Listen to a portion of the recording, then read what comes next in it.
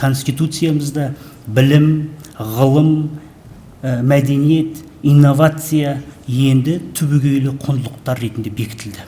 Үшінші бабымызда мана жаңа конституциямыздың нақты жазылды. Ғылым, білім саласы, адами капитал сапасы, инновациялар енді Қазақстан Республикасының түбегейлі құндылықтар және жаңа басымдылық бағыттар ретінде қабылданып отыр. Қазақстанның жаңа конституциялық жобасында адамның құқықтары цифрлық ортада қорғалу туралы норманың енгізілуі Қазақстан жастары үшін жасалған ең үлкен әрі маңызды жаңалық. Себебі біздің жастардың, сізбен біздің өміріміз цифрлық әлеммен тікелей байланысты. Біздің әрбір қадамымыз заңмен де, армен де өлшену керек.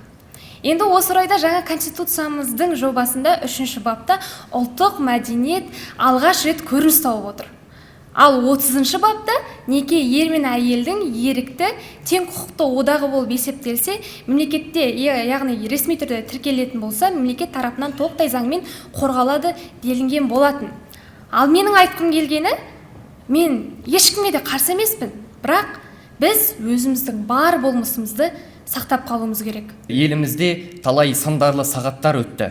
Соның бірін айтатын болсақ, ол Арыс пен Байзақтағы жарылыстар, COVID-19 кезеңі, еліміздің басым бөліктеріндегі өрт пен топан су басу кезеңі. Сол кездердегі әрбір уақытта, әрбір алдыңғы шепте еліміздің нағыз патриоттары, біздің жастар, волонтерлар халыққа көмек беріп жүрді. Және алдағы уақытта да біз осындай сындарлы сағаттарда және қуанышты кезеңдерде де еліміздің алдыңғы шебінде жүреміз деген сенімдемін. Заң барлығына бірдей жүргізілуі тиіс деп, жастарға да керегі сол.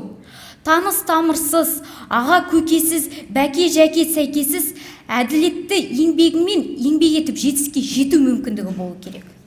Және де жаңа конституция менің адал еңбек етіп жұмысқа кіріп, сол жұмыста өсуіме кепілдік береді, гарантия береді деп сенемін. Балаларым тыныш ұйықтау үшін де, тыныш болсын әркез қоғам ісінде, сабылысқан мынау қоғам ішінде ата заңым тұру керек күшінде.